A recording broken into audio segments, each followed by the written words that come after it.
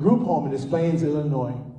And the reason why I ran away, this is after about a few months of demonstrating success, you all. I was doing good. For like about 8, 9 months, I didn't have any arrests. So understand something, I had, between the age of 9 and 13, I had 19 arrests and 7 convictions. But I got locked up for aggravated assault at 12, and they put me in Maryville Academy. And for a number of months, I had not a single arrest, you all. But it wasn't until this very unfortunate and fateful day when we came back from school and walking back into the Volts home, which is where I was being housed with other kids, and Community 1, because I could never quite get to Community 2. I just can't get past the behavioral challenges. And so I'm with all the so-called bad kids. When we walked into the door on that day, I remember Wakita was being restrained in the middle of the hall. We all made fun, we made fun of Wakita because he was being restrained. And to us, that wasn't seemingly violent. Interestingly, you all, when you're a gunshot victim, when you've been through so much violence in your life, to see someone being held motionless on the ground with pressure being applied to their body, you don't know as a child how dangerous that is. You don't know what could happen in a situation like that until it happens. I remember us making fun of Wakita, and Wakita was probably 13 or 14 years old. And this is a documented case, unfortunately. You can look it up and learn more about it. But on that July afternoon there, in the heat of summer, he was being held. Something happened within the school. He came back and he had some disciplinary actions, and he decided, unfortunately, to get verbally, I guess they call it a verbal, what do you call that? An ignorant outburst. Whenever we got verbally aggressive, they would call it an ignorant outburst, which would result in a physical restraint to protect ourselves, other kids, and staff who were in the home. That's how they justified physically being able to control us. And so while we're making fun of him, we're not realizing he had been there for quite some time. Hours went by, you all, and the staff who were holding him, they ended up leaving. And another set of staff came and put their bodies on top of his. The sad and tragic short version of that story is that he asphyxiated and he died. And little did he know he was dead in front of us. We didn't know this. And we began to get concerned because it was longer than anyone had ever been restrained that we had ever seen. And interestingly, they sent us to the Polina house next door. And then we're looking out the windows, we're wondering, like, this has never happened. Why did they send us out of the Volts home to the Polina house? Why? And we're looking very carefully out the windows, and lo and behold, we saw the officers outside putting gloves on. And it was then that we knew for certain that he had been killed. And of course, we were so upset, you all. We ran out of the Polina house. We went into the main parking lot. We were trying to vandalize and break everything in sight. We were upset. We tried to flip the car of the home manager who initiated that restraint of Wakita. We did so many things out of anger and frustration. The police were chasing us around campus.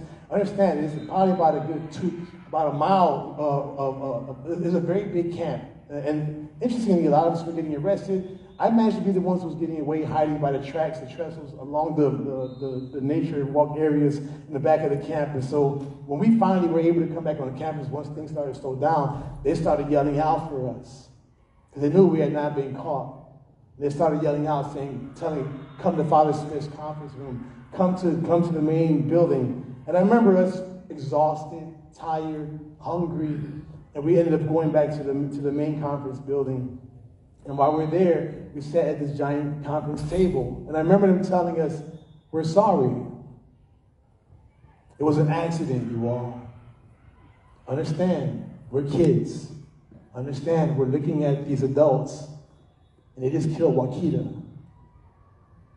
Wakita was a kid just like us. We didn't trust him anymore.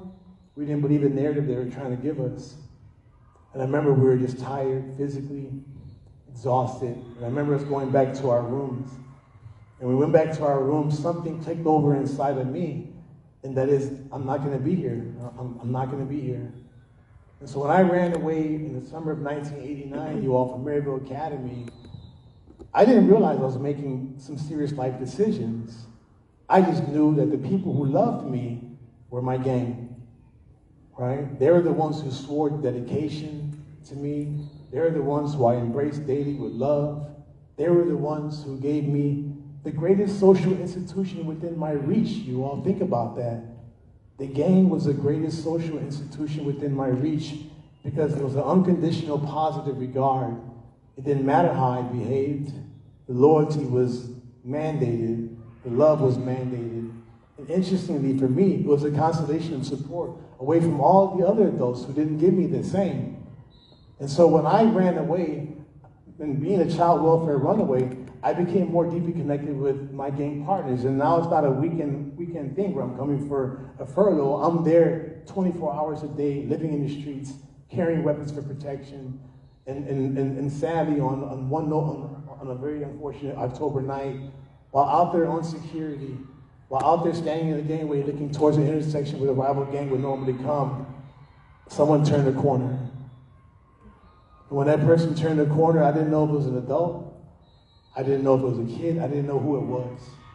I just knew it was my job to yell out and to alert my gang partners. And so I was like, hey, yo, yo, yo. And I pointed that way towards where that person had turned the corner. And then my gang chief walked up to me and said, come on, let's go check him. So now we're walking up to this individual. Understand, you all, I'm 13 years old. This is the narrative the judge never heard. The judge never heard this narrative. I have a 38 in my pocket, and I'm walking with this adult towards this person.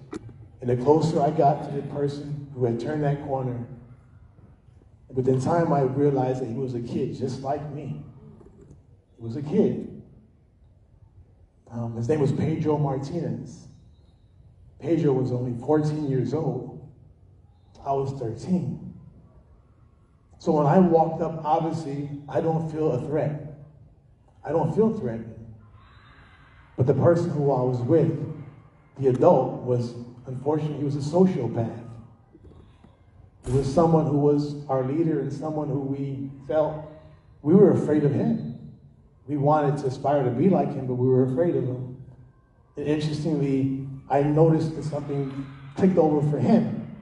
And he started to pretend as if he was cool with this kid. And you know so-and-so? Yeah, I know so-and-so. And this kid, sadly, little did we know, you all, that kid was sent by the rival gang. He was sent across the viaduct, 11-something at night. And sadly, when he came across that viaduct and approached us with a gun in his back pocket, I don't think he ever knew what he was walking into. Oftentimes, it's just a kid feeling pressure to do things they don't really want to do. And Pedro wasn't a killer, you all. Understand, Pedro wasn't a killer. None of us are. Circumstances will, unfortunately, put us in those positions. But as a child, Pedro crossed that viaduct, and perhaps he tried to muster up the courage to do what he was expected to do, and that is shoot at us. But by the time we got to him, he didn't have it in him to do that. And I remember playing along. I didn't know I was playing along. I just thought, well, he's not a threat. I go back to the gangway, and I'm seeing guys huddling up, whispering to each other. It's mostly the older guys. And the sad reality is that Pedro was lured into an abandoned building. He was beaten to death, savagely beaten to death, you all. Now understand, while all that was happening, I'm sitting on the porch across the street with other individuals. What was really like a very jubilant, exciting, normal time out on the block, as we began to hear the sounds of those beatings, the pounding, something came over all of us. And I'll never forget, it was such a dark feeling to know that someone's being beaten in the abandoned building and we can hear it. And we're standing there, and mostly there was a couple other kids with me, and I remember my curiosity to walk towards the building. And when I walked towards the building, one of the other guys came out and he started to vomit and throw up. And I was afraid for what he had witnessed, and I couldn't go into the building. I remember stepping to the back, and when I went to the back, the gang chief, the one who initially began to play the role, he walked up to me and he said, go in there and finish him off. Understand, you all, I'm the one with the gun on security in the gangway. He was lured into the building and beaten, seemingly still alive. And when he walked up to me, understand, you all, I'm coming out of the gangway, and he said, man, go finish him off. I think this was God. I'm about to tell you, I think it was God. I didn't know what to say in the moment. And I made up a story in an instant. As soon as he asked the question, God gave me the words, and I said, someone else is went in there to do that. And I just kept walking. And I remember as I was walking, I kept feeling the weight of him behind me. And I kept thinking to myself, God, please, please. I just hope this individual doesn't say, hey man, get the fuck back over here, what did I just tell you? All it would have taken is for him to say that. And I'm sorry, the story I will be sharing today would be different. But by the grace of God, when I said that and I walked away, he didn't have a response. And he went into the building and he himself actually did it.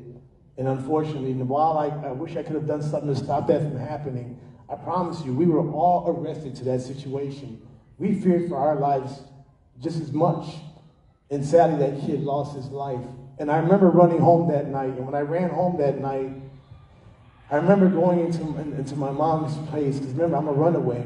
I had been trying to stay away from my mom because I didn't want her to get in trouble. And I remember going into the house. And I remember laying on the couch. And I remember I was just crying. I was crying, you all. I was like, God, please forgive me. Please forgive me. God, I'm so sorry.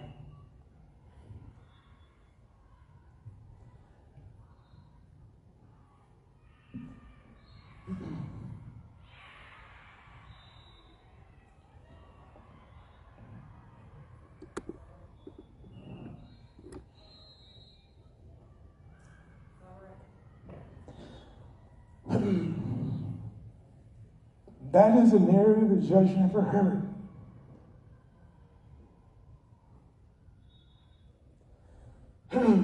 So when I stood in front of the judge with 19 arrests and 7 convictions,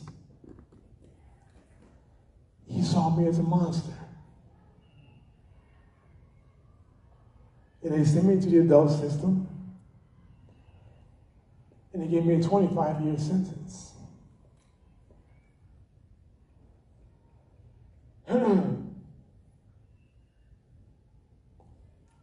I say no child's born bad because deep down, I never really wanted to do the majority of things I was doing. As a child growing up in poverty, as a child growing up experiencing systemic racism, understand something, you all. The reality is that when we're growing up, we're thinking we're making our own decisions.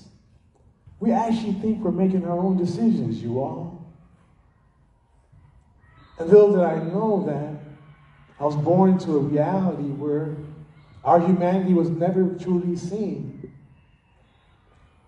I was never afforded this.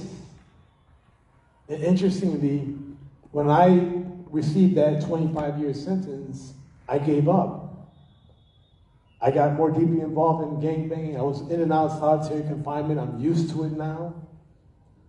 I'm now in the juvenile system. I'm fighting officers, staff. I have anger. I have rage. I have all these things inside of me that now I've given up on my life. And yet I could look back and not a single adult ever just stopped me and said, Xavier, why are you doing these things? It was always just punishment, punishment, punishment, punishment. And when I went into the adult system, of course I wasn't, here it is, I'm not going to be a victim again. And I'm more deeply connected to my gang. And I remember, now I'm in Joliet Correctional Center. At the age of 17, after being in the system for 4 years, on my very birthday, I remember them waking me up and saying, is your stuff packed? I said, yes. They said, okay. They took me to the Sally Port, they shackled me up, and I ended up going to the courthouse. I went to Cook County Court, and I remember standing in front of the judge, the same judge. And I remember some of the staff and others who were there to testify that Xavier should not be kept in IYC Joliet because he's a nightmare.